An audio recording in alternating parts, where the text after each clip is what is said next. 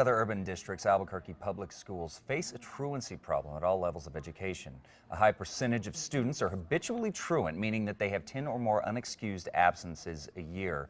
And here with more on the impact that can have on a student's future and how APS is intervening on this issue is Dr. Chris Muir, the Executive Director of Community Support for APS. Doctor, thank you for joining us this morning. Thank you for having So as you us. see, we've been having this phone bank here, people calling in, getting a lot of questions answered, giving their 2 cents. We're going to talk about a town hall coming up in a second, but first of all, how many students really are we talking about that APS is dealing with in a truant manner? We have over 14% of our students district-wide that are habitually truant, and that's with 10 or more unexcused absences, which is a lot of students. When you take 14% of 87,000 kids, that's a lot of kids. So it's a problem. Yeah, okay. So how is APS looking to intervene on this and be proactive in preventing it? We have a very intensive prevention and intervention program. Our prevention is really looking at chronic absenteeism overall. Intervention, we have hired some social workers. We need more.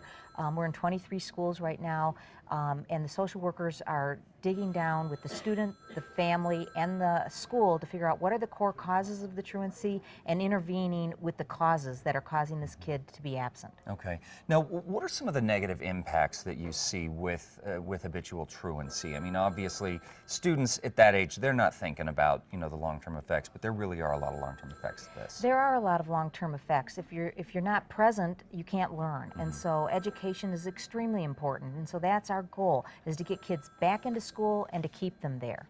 And so, but the reasons for truancy, there are also long-term effects. We're seeing depression and suicidal ideation, teen pregnancy, asthma, chronic illnesses. No kidding. All kinds Wow. of things that are impacting, and also issues with the family and issues in the school. So some academic issues, kids that have to work, not want to work, but have to work. And so we have to look at course adjustments on those kinds of things.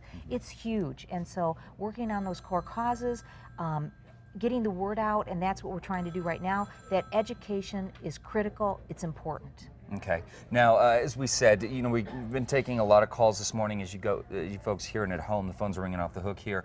In addition to this, you're hosting a town hall tomorrow. Is that right? Absolutely. Okay, so let's talk about this. We want to have we had a summit yesterday with our providers on tomorrow, Saturday, from 10 to 12 at Manzano High School. We want to bring in families, community members, business people, come, and we're going to tell you what we're doing, and then we want to hear from you. We want to hear how we can partner better, ideas on what APS can do better to help solve this problem. Okay, that's fantastic. Doctor, thank you so much. Again, folks, we are hosting this phone bank over the next hour until 10 a.m. So you can get your questions answered. Just give us a call, 1-877-715-7400. As you see, the room full of volunteers standing by to answer those questions. For more information on the town hall and what APS is doing to combat truancy, head over to CASA.com. Doctor, thank you for being with us this morning. Thank you so much for having us. All right, for now, we're going to head over to the kitchen with Brittany.